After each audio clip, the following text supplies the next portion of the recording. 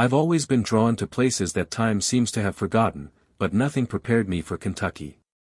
Driving down quiet roads, I stumbled upon towns that felt frozen, abandoned not by chance, but by history and circumstance. Streets once full of life now lie empty, homes crumbling silently, and nature slowly claiming what humans left behind. Standing there, it hit me, these weren't just abandoned places, they were stories of people, families, and communities erased from memory. As I walked through these ghostly streets, I couldn't shake the feeling that the town itself was watching, remembering everything we'd forgotten. If you want to explore more haunted and abandoned places with me, don't forget to hit that subscribe button and join the adventure. 1 Van Buren, Kentucky. I didn't plan to stop in Van Buren. Honestly, I almost missed it. There was no welcome sign, no clear edge where the town began. The road just narrowed, the trees closed in, and suddenly everything felt quieter than it should have been. I remember slowing down, not because of traffic, but because something about the place made me uneasy. Van Buren wasn't abandoned by accident. This town was erased on purpose. In the 1960s, when the U.S. Army Corps of Engineers decided to build Lake Barkley, Van Buren was in the way. Families were told to leave. Homes were demolished. Streets disappeared. What once held daily life was slowly wiped off the map. Standing there now, it's hard to imagine people ever lived here.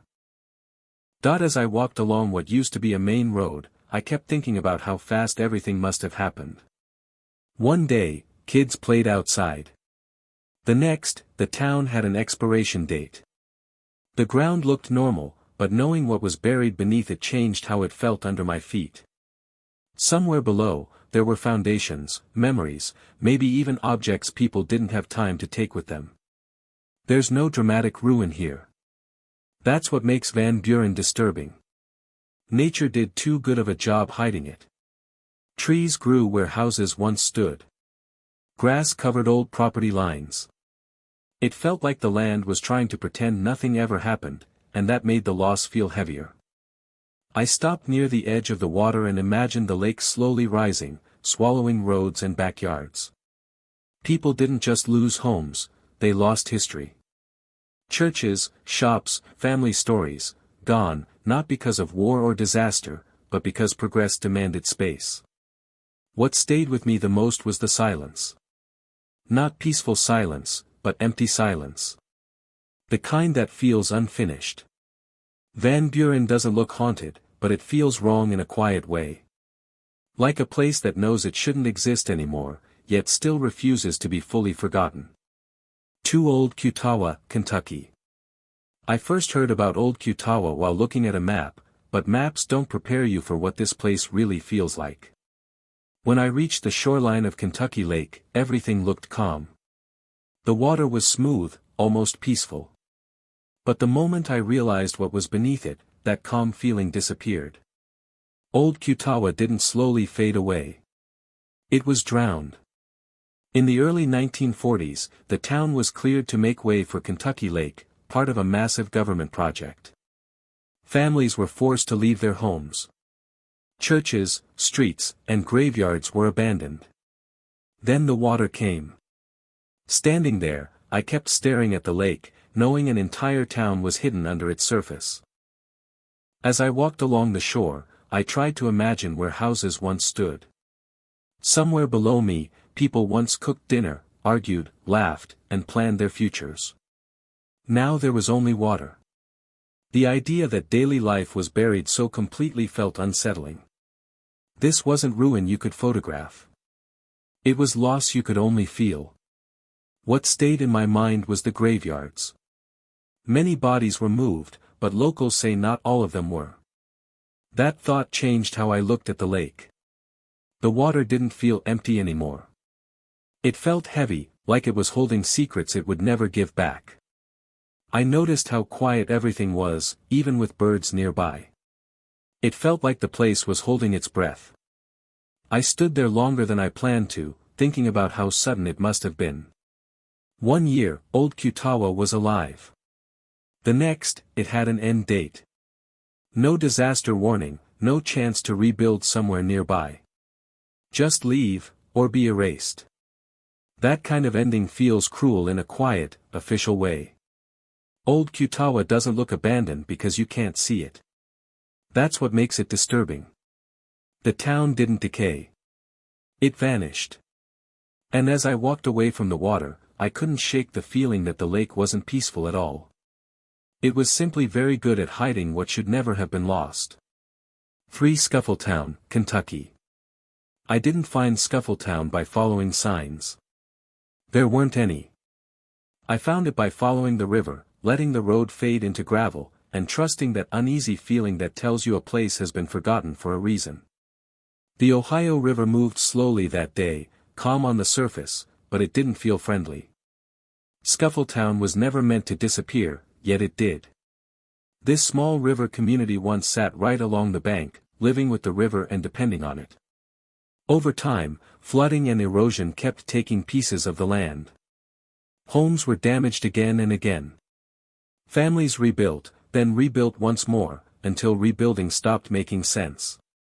Eventually, people left because staying felt like waiting for the river to decide their fate. As I stood near the water, I tried to picture where the town once stood. It was difficult because the land itself looked unsure, like it no longer remembered its own shape.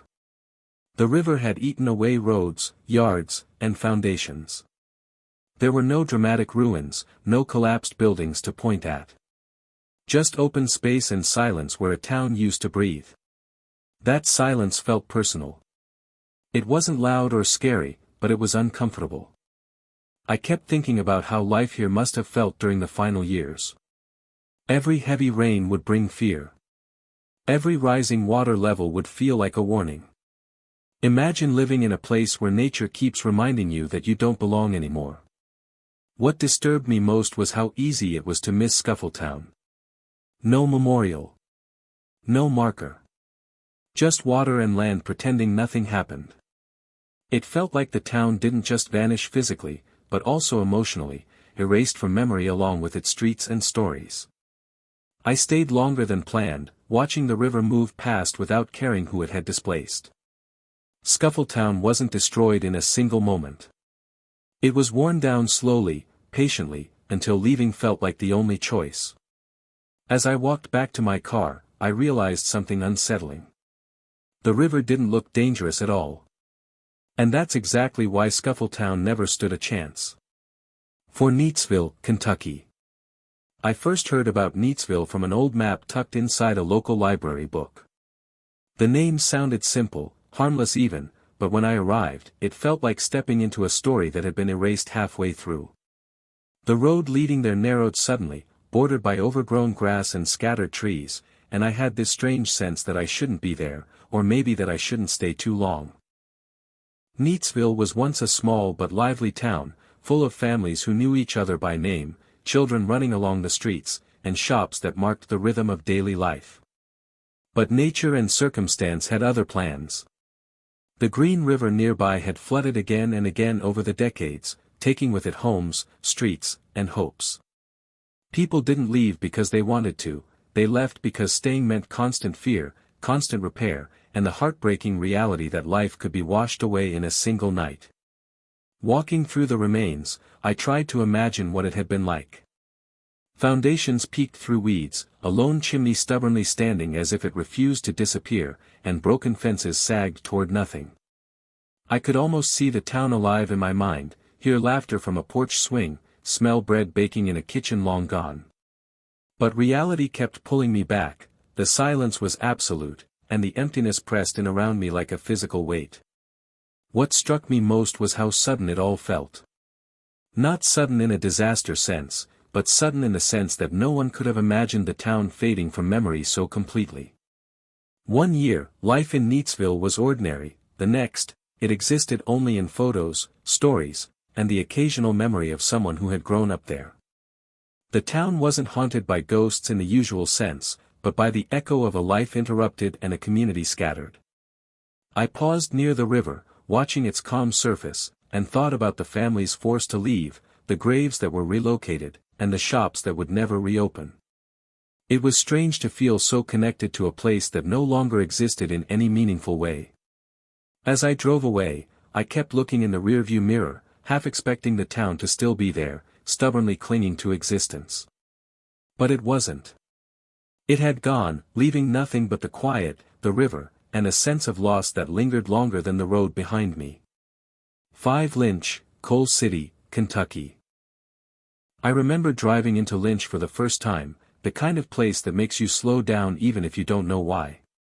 The road led through old trees, their branches forming a tunnel that seemed to whisper warnings.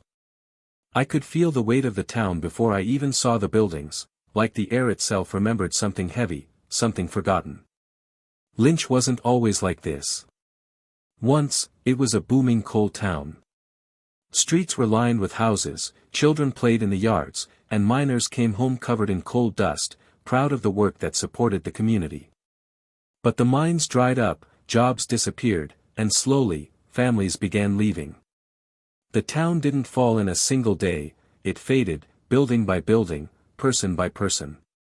Walking through the streets now, I could see where homes once stood, but most were empty, their windows staring blankly like tired eyes. I wandered further, past what used to be the main street. Broken signs leaned against cracked sidewalks.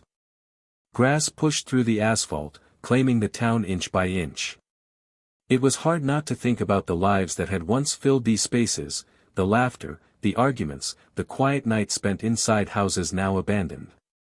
I imagined the miners' children running to school, the smell of coal fires burning in the winter, the small shops selling candy and bread. None of that was here anymore, only silence. What made Lynch feel truly unsettling wasn't just the emptiness, it was the suddenness with which life had retreated. One day, the town was alive with people and purpose. The next, it was a skeleton of what it had been, waiting for nature to finish reclaiming it. Every step I took reminded me that this wasn't just a location on a map, it was memory, it was human effort, and now it was gone. I stopped at the edge of an old playground, swings creaking faintly in the wind, and felt a chill I couldn't explain. It wasn't ghostly, not in the usual sense, but the presence of absence was so strong it almost felt alive. Lynch wasn't just abandoned, it was haunted by the echo of its own past, a town that refused to die quietly but left everything behind for the world to slowly forget. Driving away, I looked back one last time, wishing I could capture the feeling of standing in a place where history, loss, and memory blended so perfectly that it left you unsettled long after you were gone.